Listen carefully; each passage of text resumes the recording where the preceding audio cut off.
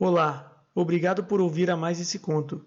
Antes de começar, eu quero pedir para que você, se ainda não é inscrito do canal, que por favor se inscreva. Tenho notado que muitas pessoas que me escutam, cerca de 80%, não se inscrevem no canal. Então, para me ajudar e fazer com que ele cresça, eu peço para que você se inscreva também. Se você já é inscrito, meu muito obrigado. A Aia, de Essa de Queiroz.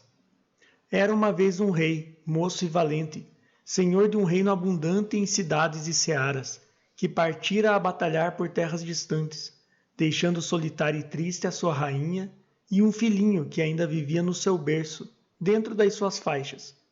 A lua cheia que o vira marchar, levando no seu sonho de conquistas e de fama, começava a minguar, quando um dos seus cavaleiros apareceu, com as armas rotas, negro do sangue seco e do pó dos caminhos, trazendo a amarga nova de uma batalha perdida e da morte do rei, trespassado por 7 lanças entre a flor da sua nobreza à beira de um grande rio. A rainha chorou magnificamente o rei, chorou ainda desoladamente o esposo, que era formoso e alegre, mas sobretudo chorou ansiosamente o pai, que assim deixava o filhinho desamparado, no meio de tantos inimigos da sua frágil vida e do reino que seria seu, sem um braço que o defendesse, forte pela força e forte pelo amor. Desses inimigos, o mais temeroso era seu tio, irmão bastardo do rei, homem depravado e bravio, consumido de cobiças grosseiras, desejando só a realeza por causa dos seus tesouros, e que havia anos vivia num castelo sobre os montes, com uma horda de rebeldes, à maneira de um lobo que de atalaia no seu fojo espera a presa. Ai, a presa agora era aquela criancinha, rei de Mama, senhor de tantas províncias, e que dormia no seu berço com seu guizo de ouro fechado na mão.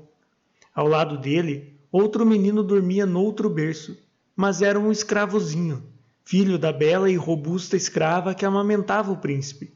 Ambos tinham nascido na mesma noite de verão. O mesmo seio os criara. Quando a rainha, antes de adormecer, vinha beijar o príncipezinho, que tinha o cabelo louro e fino, beijava também, por amor dele, o escravozinho, que tinha o cabelo negro e crespo. Os olhos de ambos reluziam como pedras preciosas. Somente o berço de um era magnífico, de marfim entre brocados, e o berço de outro, pobre e de verga. A leal escrava, porém, a ambos cercava de carinho igual, porque se um era o seu filho, o outro seria o seu rei. Nascida naquela casa real, ela tinha a paixão, a religião dos seus senhores. Nenhum pranto correra mais sentidamente do que o seu pelo rei morto à beira do grande rio. Pertencia, porém, a uma raça que acredita que a vida da terra se continua no céu. O rei, seu amo, de certo, já estaria agora reinando em outro reino, para além das nuvens, abundante também em searas e cidades. O seu cavalo de batalha, as suas armas, os seus pajens tinham subido com ele às alturas. Os seus vassalos, que fossem morrendo, prontamente iriam, nesse reino celeste, retomar em torno dele a sua vassalagem. E ela, um dia, por seu turno, remontaria num raio de lua, a habitar o palácio do seu senhor, e a afiar de novo o linho das suas túnicas e a acender de novo a caçoleta dos seus perfumes. Seria no céu como fora na terra, e feliz na sua servidão. Todavia, também ela tremia pelo seu príncipezinho.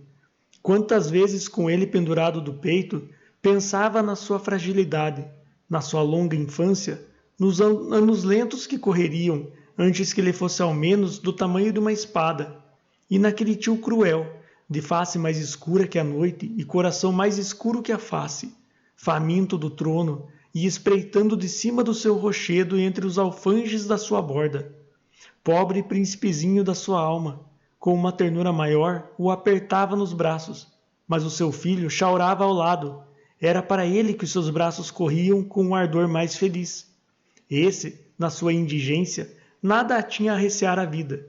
Desgraças, assaltos da sorte má nunca o poderiam deixar mais despido das glórias e bens do mundo do que já estava ali no seu berço, sob o pedaço de linho branco que resguardava sua nudez. A existência, na verdade, era para ele mais preciosa e digna de ser conservada que a do seu príncipe, porque nenhum dos duros cuidados com que ela enegrece a alma dos senhores roçaria sequer a sua alma livre e simples de escravo. E como se o amasse mais por aquela humildade ditosa, cobria o seu corpinho gordo de beijos pesados e devoradores, dos beijos que ela fazia ligeiros sobre as mãos do seu príncipe. No entanto, um grande temor enchia o palácio, onde agora reinava uma mulher entre mulheres. O bastardo, o homem de rapina, que errava no cimo das serras, descera a planície com a sua horda, e já através de casais e aldeias felizes, ia deixando um sulco de matança e ruínas. As portas da cidade tinham sido seguras com cadeias mais fortes. Nas atalaias ardiam lumes mais altos, mas à defesa faltava a disciplina viril. Uma roca não governa como uma espada. Toda a nobreza fiel perecera na grande batalha, e a rainha desventurosa apenas sabia correr a cada instante ao berço do seu filhinho e chorar sobre ele a sua franqueza de viúva. Só a alma leal parecia segura, como se os braços em que estreitava o seu príncipe fossem muralhas de uma cidadela que nenhuma audácia poderia transpor. Ora, uma noite, noite de silêncio e de escuridão, indo ela a adormecer, já despida, no seu catre, entre os seus 2 meninos, adivinhou mais que sentiu um certo rumor de ferro e de briga, longe, à entrada dos vergéis reais. Embrulhada à pressa num pano, atirando os cabelos para trás, escutou ansiosamente. Na terra areada, entre os jasmineiros, corriam passos pesados e rudes.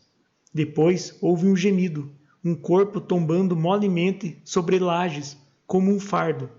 Descerrou violentamente a cortina, e além, ao fundo da galeria, avistou homens, um clarão de lanternas, brilhos de armas. Num relance, tudo compreendeu. O palácio surpreendido, o bastardo cruel vindo roubar, matar o seu príncipe. Então, rapidamente, sem uma vacilação, uma dúvida, arrebatou o príncipe do seu berço de marfim, atirou-o para o pobre berço de verga, e tirando o seu filho do berço servil, entre beijos desesperados, deitou-o no berço real, que cobriu com um brocado. Bruscamente, um homem enorme, de face flamejante, com um manto negro sobre a cota de malha, surgiu à porta da câmara, entre outros que erguiam lanternas. Olhou, correu o berço de marfim onde os brocados luziam, arrancou a criança como se arranca uma bolsa de ouro, e abafando os seus gritos no manto, abalou-o furiosamente. O príncipe dormia no seu novo berço. A ama ficara imóvel no silêncio e na treva. Mas brados de alarme atroaram, de repente, o palácio. Pelas janelas, perpassou o longo flamejar das tochas. Os pátios ressoavam com o bater das armas, e desgrenhada, quase nua, a rainha invadiu a câmara, entre as aias, gritando pelo seu filho. Ao avistar o berço de marfim, com as roupas desmanchadas, vazio, caiu sobre as lajes num choro, despedaçada. Então, calada, muito lenta, muito pálida, a ama descobriu o pobre berço de verga. O príncipe lá estava quieto, adormecido, num sonho que o fazia sorrir. Lhe iluminava toda a face entre seus cabelos de ouro. A mãe caiu sobre o berço, com um suspiro como cai um corpo morto. E nesse instante, um novo clamor abalou a galeria de mármore. Era o capitão das guardas, a sua gente fiel. Nos seus clamores havia, porém, mais tristeza que triunfo. O bastardo morrera, colhido ao fugir entre o palácio e a cidadela, esmagado pela forte legião de arqueiros, sucumbira, ele e 20 da sua horda. O seu corpo lá estava com flechas no flanco numa poça de sangue. Mas, ai dor sem nome, o corpinho tenro do príncipe lá ficara também, envolto no manto, já frio, roxo ainda das mãos ferozes que o tinham esganado. Assim, tumultuosamente, lançavam a nova cruel os homens de armas, quando a rainha, deslumbrada com lágrimas entre risos, ergueu nos braços para lhe mostrar o príncipe que despertara. Foi um espanto, uma aclamação. Quem o salvara? Quem? Lá estava junto do berço de marfim vazio, muda e hirta, aquela que o salvara. Serva sublimemente leal, fora ela que, para conservar a vida ao seu príncipe, mandara à morte o seu filho. Então, só então, a mãe ditosa, emergindo da sua alegria estática, abraçou apaixonadamente a mãe dolorosa, e a beijou, e lhe chamou irmã do seu coração. E de entre aquela multidão que se apertava na galeria, veio uma nova, ardente aclamação, com súplicas de que fosse recompensada magnificamente a serva admirável, que salvara o rei e o reino. Mas como? Que bolas de ouro podem pagar um filho? Então, um velho de casta nobre lembrou que ela fosse levada ao tesouro real, e escolhesse de entre essas riquezas, que eram como as maiores dos maiores tesouros da Índia, todas as que o seu desejo apetecesse. A rainha tomou a mão da serva, e sem que a sua face de mármore perdesse a rigidez, com um andar de morta, como um sonho, ela foi assim conduzida para a câmara dos tesouros. Senhores, aias, homens de armas seguiam, num respeito tão comovido que apenas se ouvia o roçar das sandálias nas lajes. As espessas portas do tesouro rodaram lentamente, e quando um servo destrancou as janelas, a luz da madrugada, já clara e rósea, entrando pelo gradeamento de ferro, acendeu um maravilhoso e faiscante incêndio de ouro e pedrarias. Do chão de rocha até as sombrias abóbadas por toda a câmara reluziam, cintilavam, refulgiam os escudos de ouro, as armas marchetadas, os montões de diamantes, as pilhas de moedas, os longos fios de pérolas, todas as riquezas daquele reino, acumuladas por 100 réis durante 20 séculos.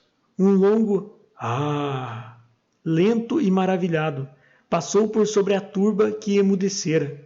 Depois houve um silêncio ansioso, e no meio da câmara, envolta na refulgência preciosa, a ama não se movia. Apenas os seus olhos, brilhantes e secos, se tinham erguido para aquele céu, que além das grades se tingia de rosa e de ouro. Era lá, nesse céu fresco de madrugada, que estava agora o seu menino. Estava lá, e já o sol se erguia, e era tarde, e o seu menino chorava de certo, e procurava o seu peito. E então a ama sorriu e estendeu a mão. Todos seguiam, sem respirar aquele lento mover da sua mão aberta. Que joia maravilhosa! Que fio de diamantes! Que punhado de rubis ela ia escolher? A ama estendia a mão, e sobre um escabelo ao lado, entre um molho de armas, agarrou um punhal. Era um punhal de um velho rei, todo cravejado de esmeraldas, e que valia uma província. Agarraram o punhal e, com ele apertado fortemente na mão, apontando para o céu, onde subiam os primeiros raios do sol, encarou a rainha, a multidão e gritou: "Salvei o meu príncipe, e agora vou dar de mamar ao meu filho." E cravou o punhal no coração.